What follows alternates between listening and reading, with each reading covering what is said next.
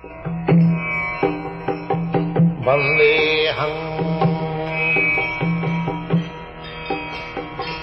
Sri Guru.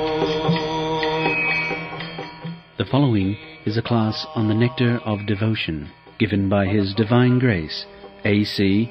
Bhaktivedanta Swami Prabhupada, recorded on the 28th of December 1972 in Bombay, India.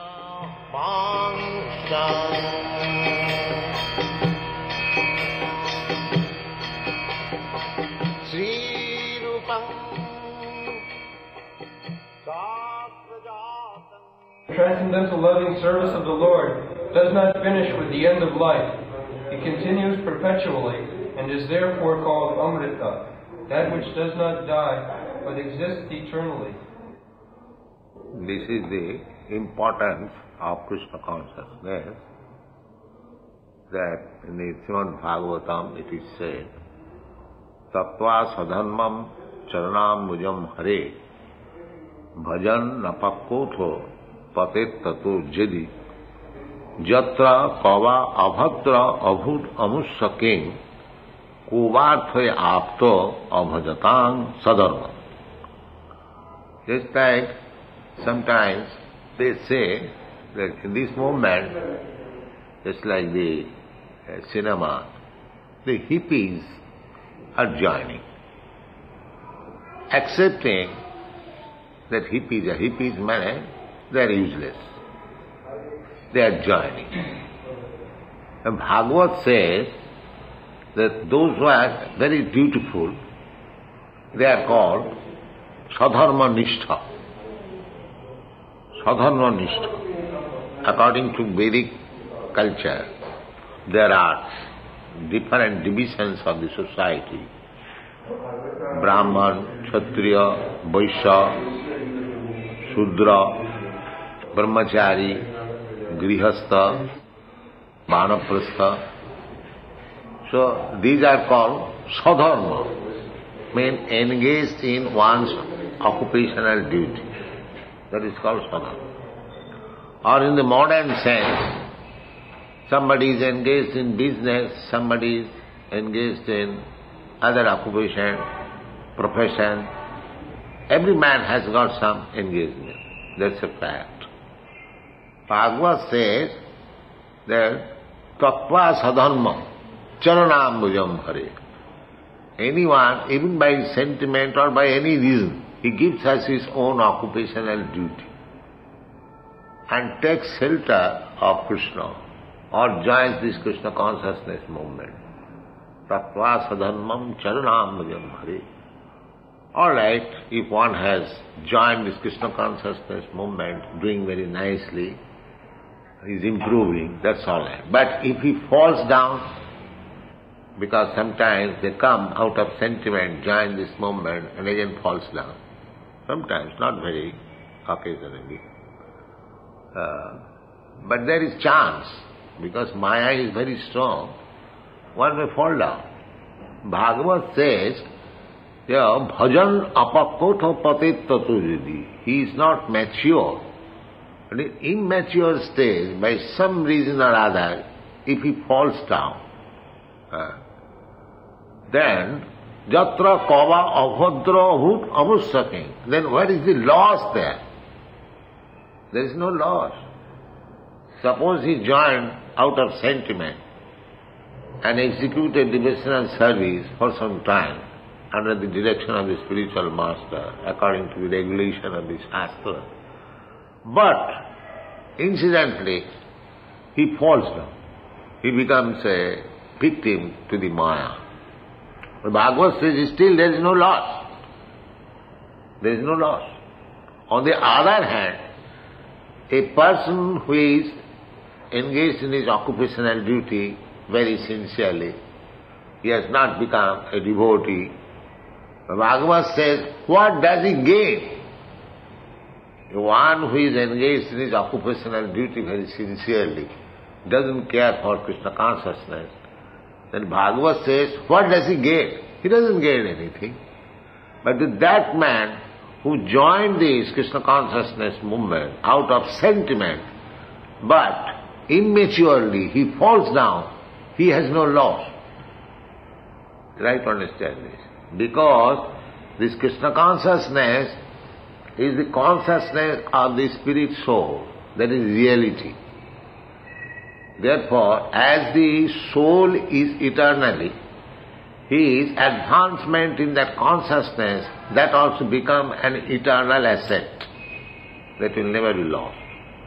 Even if he falls down in this life, he could not execute 10% the duties in Krishna consciousness, even if he falls down. So whatever he has done in this life, that becomes a permanent asset. So that from next life, he will be given chance. In ordinary Karmi's life, there is no guarantee that he will get next life a human body.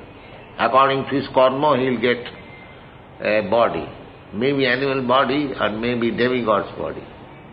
But there is no certainty that he will get a human body.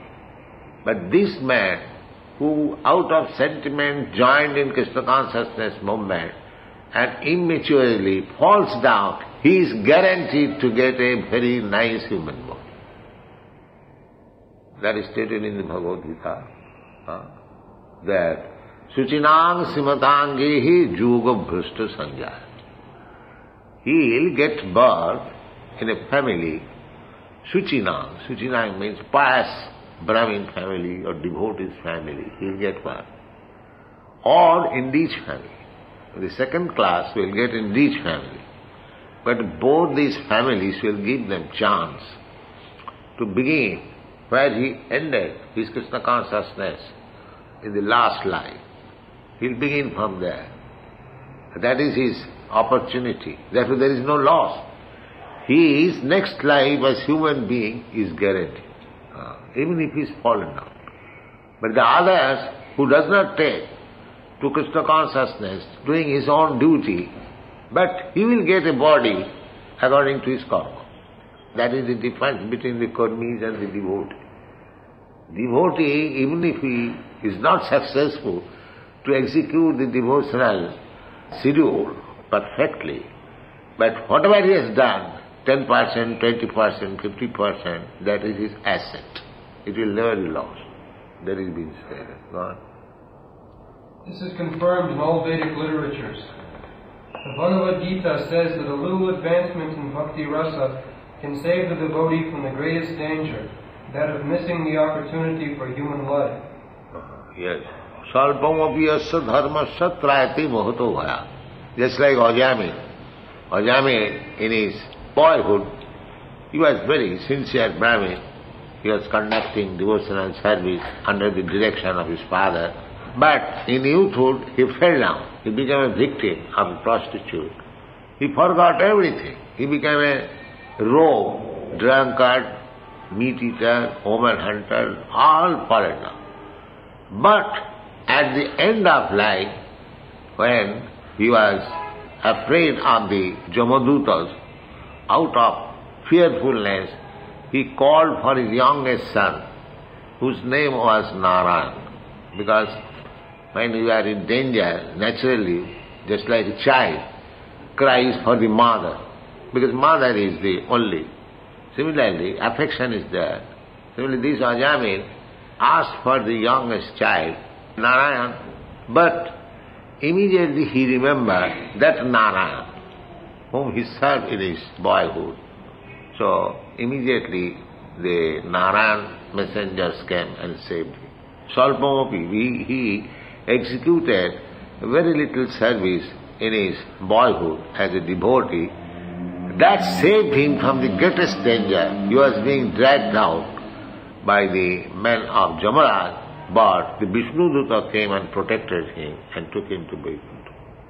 Salpamapiyasya dharmasya trayati mohato bhaya.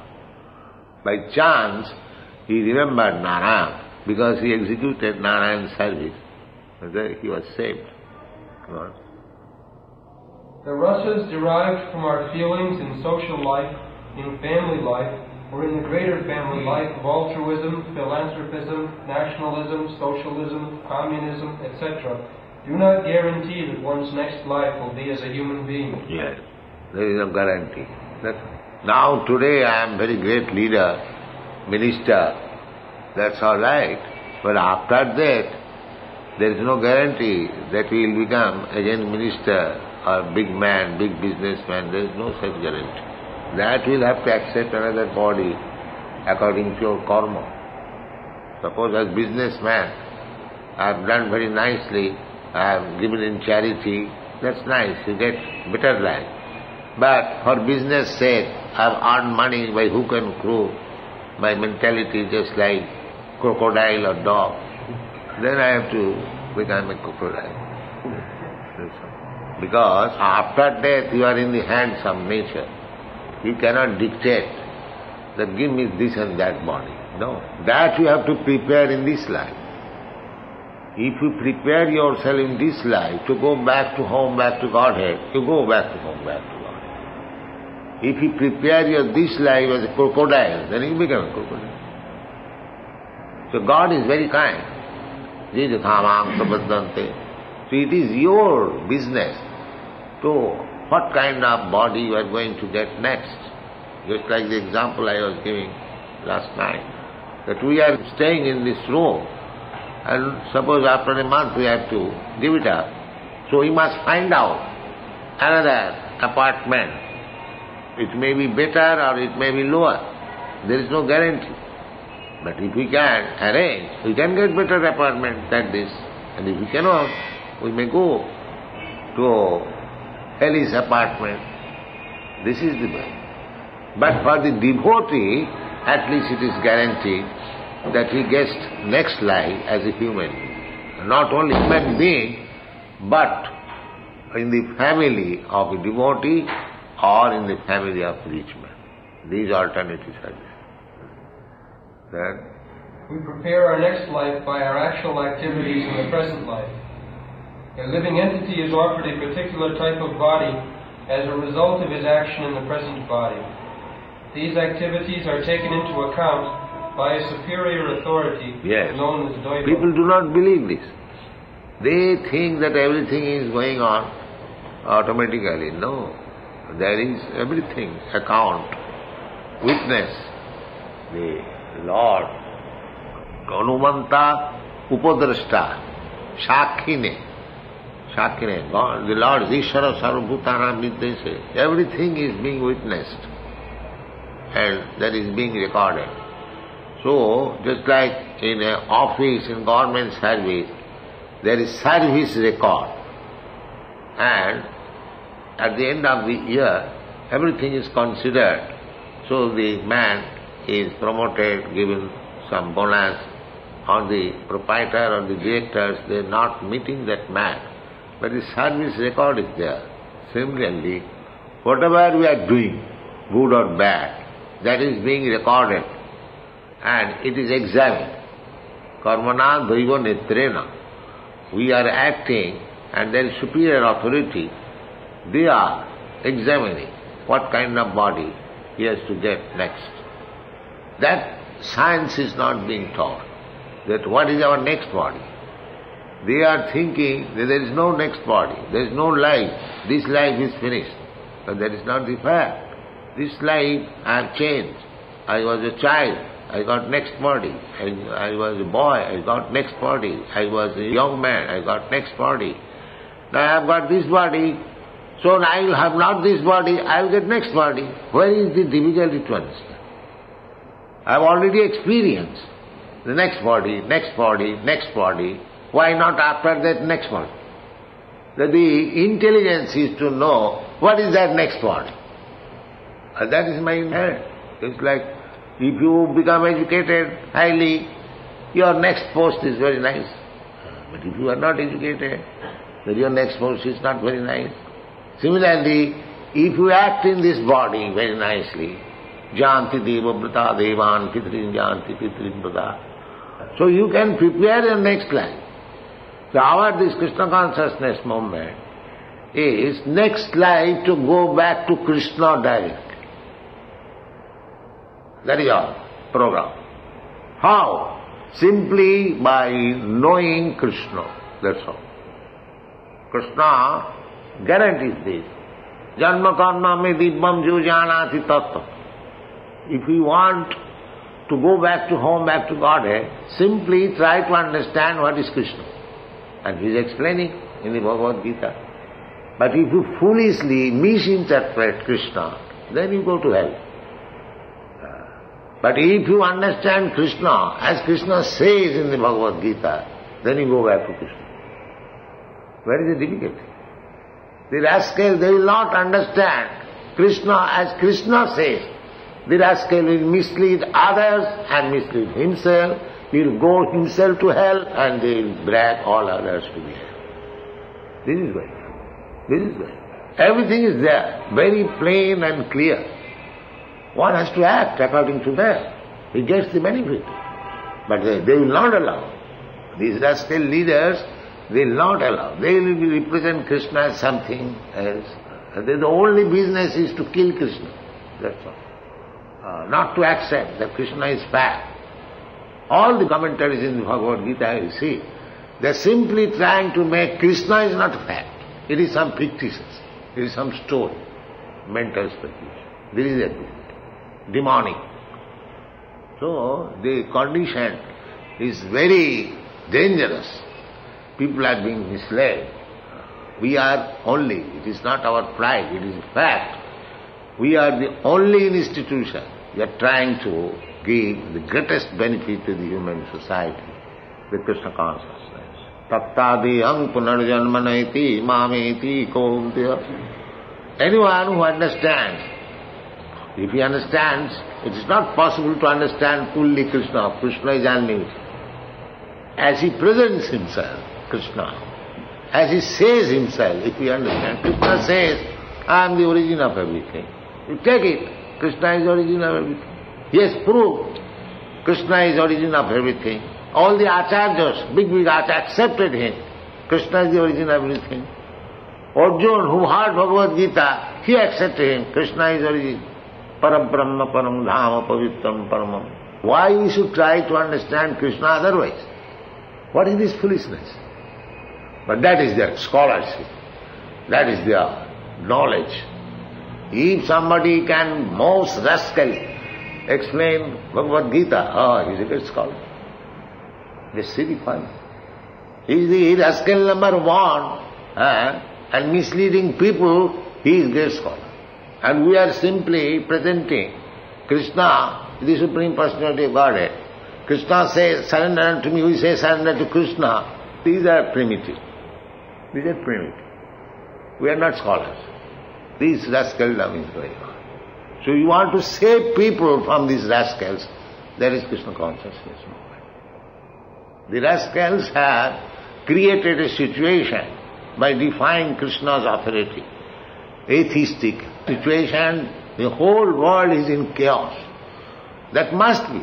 When there are leaders, only demons, how there can be any peace? The people are also becoming demons. So, this movement is very scientific, authorized. If you preach, there is no difficulty, as it is described in the Bhagavad Gita. Simply, Bhagavad Gita as it is. Then you are successful, and those who hear you, they are also successful. Simple method. Go on. These activities are taken into account by a superior authority known as Daiva, or the authority of God. This Daiva is explained in the Bhagavad Gita as the prime cause of everything. Yes, there are 5 causes. Karta, the doer, the place, the instrument, and providence. In this way there are 5 causes for acting anything. It's like you are doing business. So, if you are a nice businessman, that's very good asset. If you place your business in a marketplace, there is good opportunity. If you have got sufficient capital, good instrument, and if God is favorable, then your business is success. Similarly, in anything, there are 5 causes. And the ultimate cause is Daiva. You may make everything very nicely. You may become a good businessman, you have got sufficient capital, you are conducting your business in a very nice center, downtown, everything. But if God is not favorable, then everything will be spoiled. Everything will be spoiled. So therefore, this cause, favorable. Of course, God is kind to everyone, but we see sometimes that everything is perfectly done, but still it is spoiled. Just like a man. A man is suffering from some disease, and you have employed first-class physician, first-class medicine, first-class everything, but still the man dies. What is the cause? The cause is the ego. In spite of all your endeavors, because God does not like that he should live, you cannot save him. You cannot save him. The same example again I want to give, the Titanic. They made the sea very strong, and they are so assured that all the big men, they are on board the Titanic sea, and that was first journey, and immediately Atlantic was smashed. That's a great incident. Therefore, this is a fact that you may arrange everything very nicely according to your best knowledge. But if God is unfavorable, then you cannot do it. Daiva. Nachadaivat param balam. That what is said. There is no other superior strength than Daiva. One has to accept this. Well, in the Srimad Bhagavatam it is stated that a man takes his next body by Daiva Netrena, which means by the supervision of the authority of the Supreme. In an ordinary sense, Daiva Netrena. So we have to get our body next, according to the superior, Daiva. Superior means God, God's arrangement. God is witnessing what kind of body I will have. Then, in an ordinary sense, Daiva is explained as destiny. Daiva supervision gives us a body selected from 8,400,000 forms. Yes. The choice does not depend on our selection, Yes, but is awarded to us according to our destiny. You cannot say that I am Indian, I have got my love for India, and I will get again birth as Indian leader. You may get birth in India because you have got strong attachment, but it may not be as leader. It may be as cats and dogs, or cows or goat. Then you will be sent to the slaughterhouse, even though you are Indian, or any country, American. So, these are simply sentiments. People do not know this science. They think that I am doing right as philanthropist, as nationalist. But he forgets that he is under the full control of materialism. You cannot plan. The ultimate plan is sanctioned by God or by his agent, the Prakriti. You cannot make your plan. You get the result of your present activity, karma form. If our body at present is engaged in the activities of Krishna consciousness, then it is guaranteed that we will have at least a human body in our next life. A human being engaged in Krishna consciousness, even if unable to complete the course of Bhakti Yoga, is allowed to take birth in the higher division of human society so that he can automatically further his advancement in Krishna consciousness. Therefore, all bona fide activities in Krishna consciousness are amrita, or permanent. Yeah, amrita, bhakti rasa. This is the subject matter of the Nectar of Devotion. Right. This eternal engagement in Bhakti Rasa can be understood by a serious student upon studying the Nectar of Devotion. Adoption of Bhakti Rasa, or Krishna consciousness, will immediately bring one to an auspicious life, free from anxieties, and will bless one with transcendental existence, thus minimizing the value of liberation. Bhakti Rasa itself is sufficient to produce a feeling of liberation because it attracts the attention of the Supreme Lord, Krishna. Bhakti Rasa is better than liberation, mukti, because generally the Mayavadi philosophers, Gyani Sampradaya, they consider mukti means to merge into the spiritual existence, Brahma. Brahma Sajujya Mukti. To merge into the impersonal Brahma effulgence of the Absolute. they consider it, that is the highest. And the Buddha philosophers, they think to make all these activities zero, sunnavada, dismantle. Because on account of this combination of matter, earth, water, fire, air, this body is made. The body is subjected to pains and pleasure on account of this mixture. So Buddha philosophy is that you dismantle this mixture, let earth go to the earth portion, water go to the water portion, there is no existence of the body and there is no pains and pleasure. Make it zero. This is called Sunnavada. And Mayavadi, their philosophy is that stop this variegatedness. We are suffering pains or pleasure within this material on account of these varieties. So these varieties, they are built up on the foundation of the Supreme Spirit. So merge into the Supreme Spirit, get out of these varieties. This is their philosophy. So the Buddha philosophy or the Mayavad philosophy, they are almost one, because their ultimate goal is to make things zero. But our philosophy is different. Our philosophy is that as there are varieties in this material world, there are varieties in the spiritual world. That variety, just like the sky. In the sky, there are varieties. There are different kinds of planets floating in the sky. Ordinarily seeing in daytime, we see the sky is vacant. Sky is vacant. It is not vacant. It is the defect of my eyes that I cannot see the varieties. At night we can see the varieties. There are so many planets, so many stars, and each of them full of varieties, just like this planet.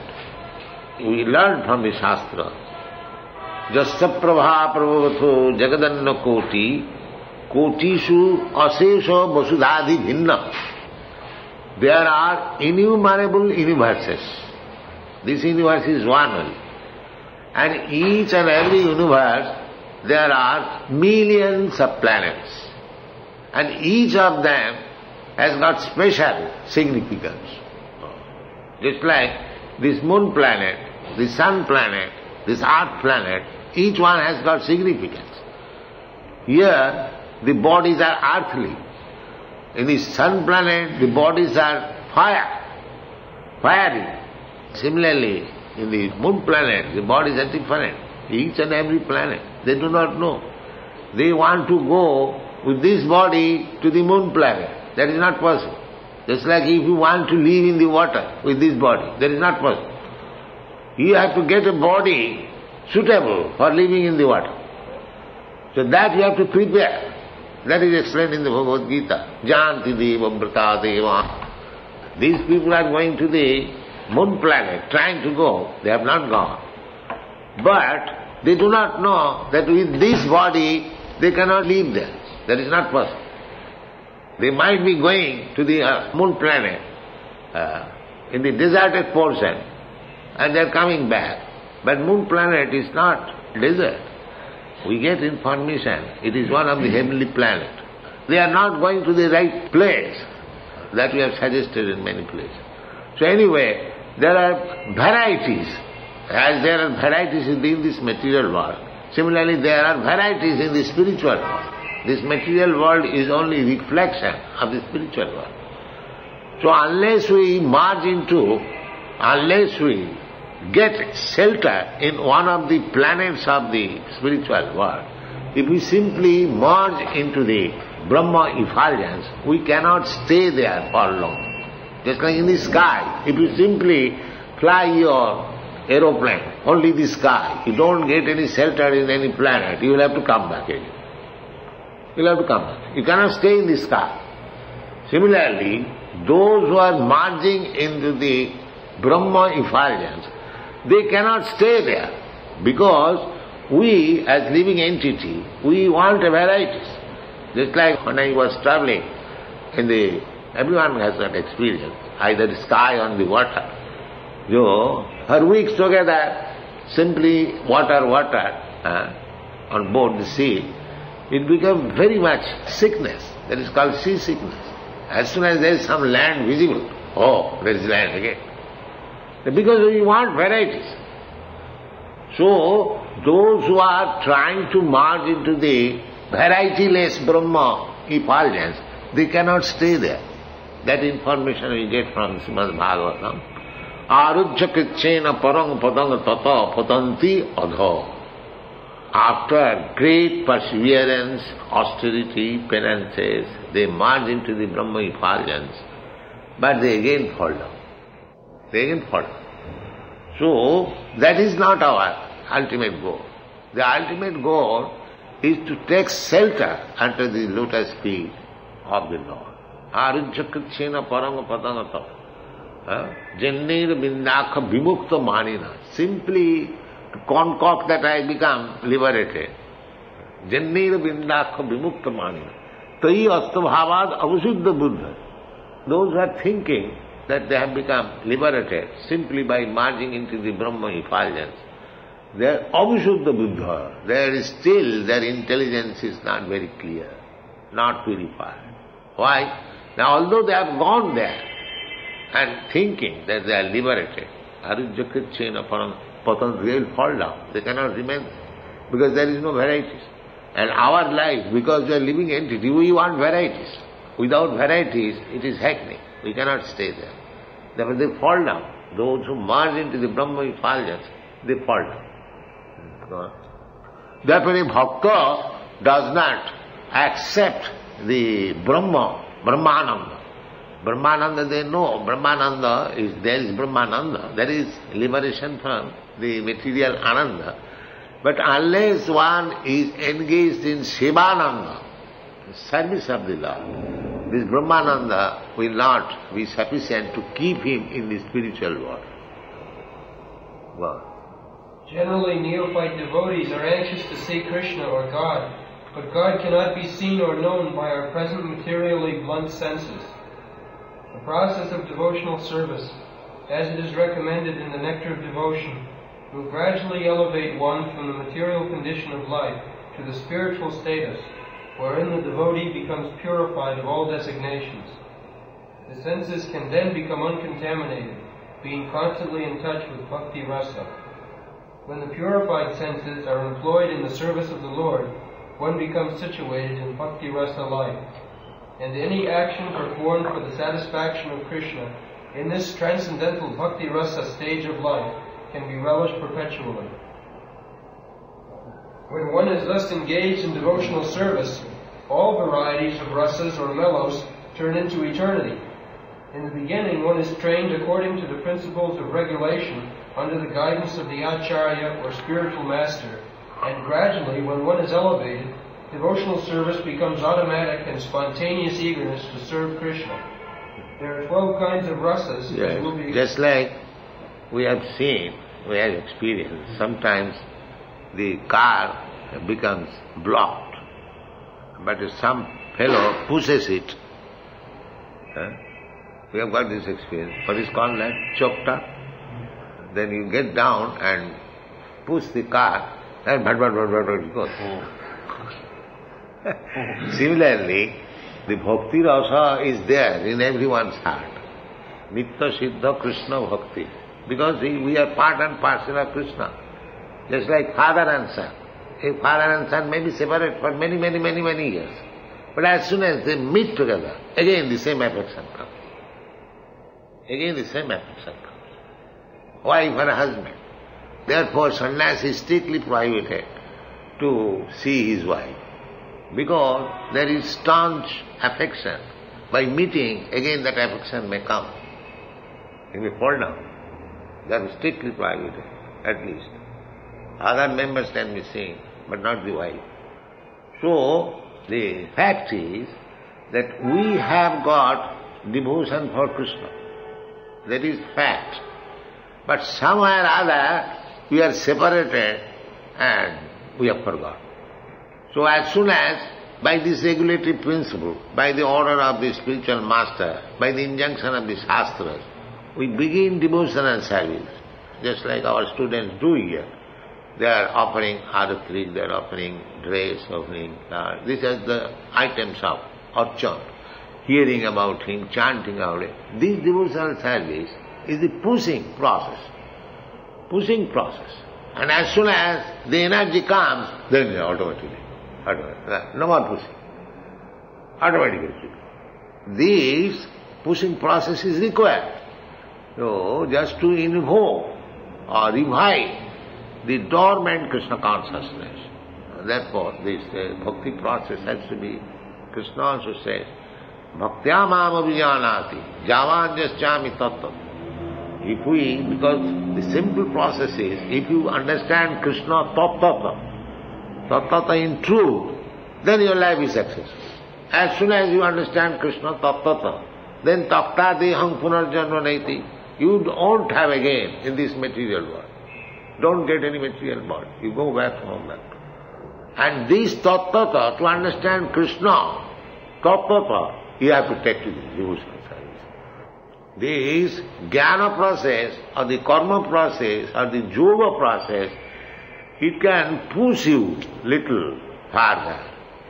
But just like if you push the car little farther, but unless the energy of the car comes into action, this car will not go.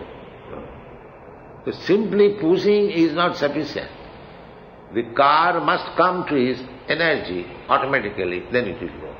So that process is bhakti. Bhaktyamam vijanati, javanjascha. All right, we shall discuss more. On the moon planet, are there bodies of a more subtle nature so that if they did go there, they wouldn't be able to see them? Huh? No, you can see them. They have got material body. We could see them with our eyes? Oh yes, why not? The body, just like in the water, the bodies of the aquatics are different, but you can see them. Why not? If it is not visible, how you are seeing the moon planet?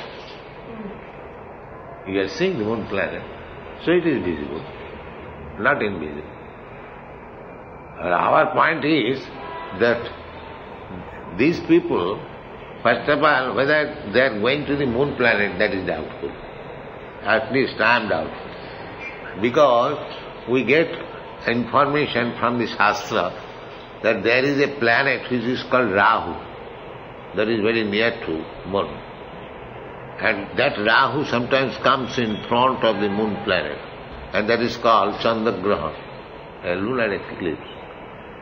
So that Rahu planet is dark. So they might be going to this Rahu planet, not to the moon planet. Maybe, because that is very near. The moon planet is heavenly planet. Heavenly planet. That demigods, they live. So we get this information. Or just like if somebody comes to this earthly planet and drops in the Arabian desert, then he may conclude that this is desert. But there is Europe, America, nice cities and nice bungalows, but he has no chance to see them.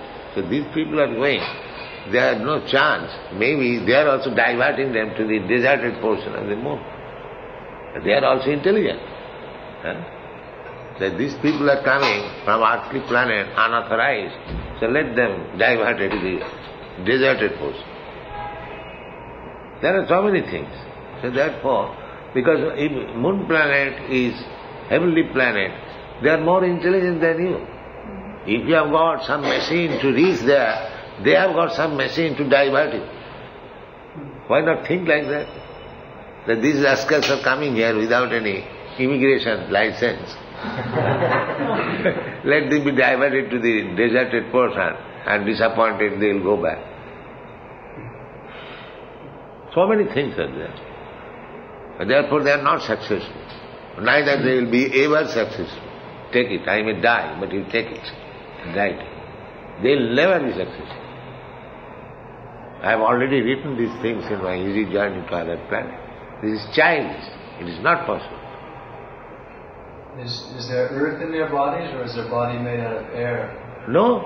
This body, these five elements, earth, air, water, air, fire, the ether, and the subtle body, mind, intelligence and ego, So, in some planet, the earthly portion may be major, the fire portion may be major, in some planet, the ether portion may be major, but they are all material bodies. They are material bodies. They are not spiritual bodies. Spiritual body is within. Within the universe, anywhere you go, you get the material body. And according to the body, the duration of life is different. It's like a germ's body, that is also material body. And a human body, that is also material body. But a germ takes birth and dies within second or minute. We live for 100 years. And both of them material body. Similarly, Brahma has got also material bodies. Those who are living in the moon planet, they are also material body. In the sun planet, they have got material, but different varieties. They live 10,000 years. Of the Daiva, 10,000. Daiva means our 6 months they come to 1 day there. Such 10,000 years they live. That is calculated in Bhagavad Gita. Sahasra Juga Pajyantam Arahachant Brahmano Vidu. So that is 12 hours. Sahasra Juga. These 4 Jugas, Sattva-treta, Dapar Jugas, that 43 lakhs of years. And multiply it by 1,000, that becomes Brahma's 12 hours.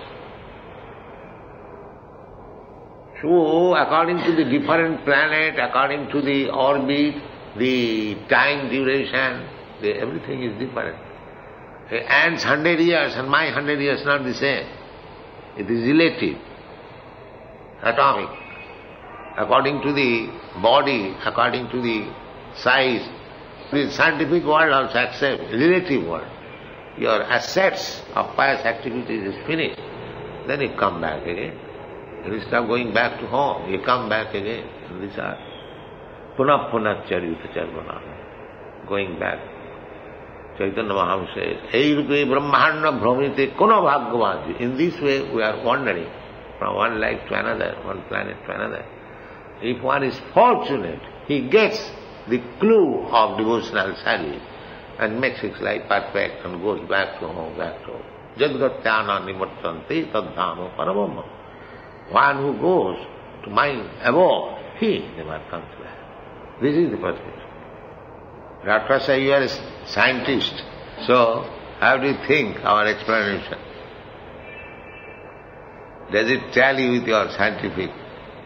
Our science has not come to this stage to explain all these things. Yes. Science has no explanation actually. For material men like us, it is not possible to accept it is because we do not know. I do not say it may not be there, but all can say that we are still in the dark or ignorant about it. But we have to take knowledge from superior authority. I am always not in knowledge. That is my position. But we take knowledge from superior authority. So we are taking knowledge from Krishna, the most superior authority. Vedic system, it is advised that vijnanartham sa gurumeva avigachet. That is the system. It's like you are a medical man. To acquire your knowledge, you have to accept the medical college, the professors. So, this is natural. If we want to know something, or which is unknown to me, then we have to accept a guru, a superior man. Guru means superior man. Tad vijnanartham sa gurumeva avigachet. Guru means heavy or superior. That is the law. So, our process of Vedic knowledge is that we get knowledge from the superior, just like Brahma, Lord Brahma. He is the first original creature within this universe. And he got knowledge from God, Krishna, the Absolute. The Vedas means the knowledge which he heard. Tene Brahma Rida Adi Kavaye. So, there is Sampradaya. Brahma imparted this knowledge to Narada Narada imparted this knowledge to Vyasa. Evam parampara. This is our process of knowledge. We get knowledge from the superior. Everyone gets knowledge from the superior. Nobody gets knowledge automatically. That is not possible. So, things which are beyond the perception of our senses, how we can get that knowledge? By our mental speculation, it is never perfect. We give sometimes this example. If you want to know who is my father, that is not possible to know simply by mental speculation. If we approach the authority mother, we get the knowledge immediately. So, knowledge from the authority is perfect. Knowledge by mental speculation is always imperfect. This is our conclusion. If you get knowledge, any knowledge, from the perfect, that knowledge is perfect. And if you get knowledge from imperfect, that knowledge is always imperfect. This is our process. Therefore the Vedas says, tad vijnanartham sa gurumeva avajachet. One must approach the superior, who is in knowledge. Then he gets knowledge. Sometimes disagree, but our point is very strong, that you cannot get perfect knowledge from imperfect person. That is not possible. That's a fact. You can get knowledge only from the perfect. That is real knowledge. The modern scientific knowledge, taking perfection, the next year again changes. This theory is changed. So they say that this is advancement, you are making progress. This means that whatever knowledge you are making your basis, that is imperfect. Progress means then you have to go to the perfect. That means the knowledge which you possessed, that was imperfect. Again you say, from imperfect platform we are going to the perfect. But if we get from the perfect this knowledge, then we get perfect knowledge from the perfect person. Perfect person means he does not commit mistake. He is not illusion. His senses are not imperfect. And he does not cheat. This is the 4 points of perfection. The cheating propensity is there. To the imperfect person, there is cheating propensity. He knows that in this point I am not very clear, but he gives some idea. And that is cheating. There are so many, Darwin's theory, others. Perhaps it may be like this. These words are there, used. What is the use of this perhaps? That means imperfect knowledge.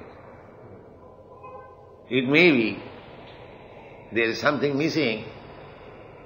So how we can believe on this imperfect knowledge? Now we don't take this knowledge. Perhaps maybe. Just like in the Shastra it is said, Jalayanam Lakhayani. There are 900,000 forms of aquatic life. 900,000. In the Vedas it is said. It doesn't say one more or two less. 900,000. Jalayanam Lakhani, Sthavara Lokhavinshati, Krimayam Rudra Sankhaka, the living entities. So, Veda, that is Vedic knowledge. Ved means knowledge, perfect knowledge. So, this is the process of our Vedic civilization. All the great acharyas, teachers, they accept knowledge from the Vedas. Because we accept it, Vedas are perfect. Sometimes they say that Vedas are also written by human beings. No, it is not written by human beings. It is hard. Therefore it is called Shruti. So, Tene Brahma Rida Adikavai, the knowledge, Vedic knowledge was first impregnated by the Supreme Lord in the heart of Brahma.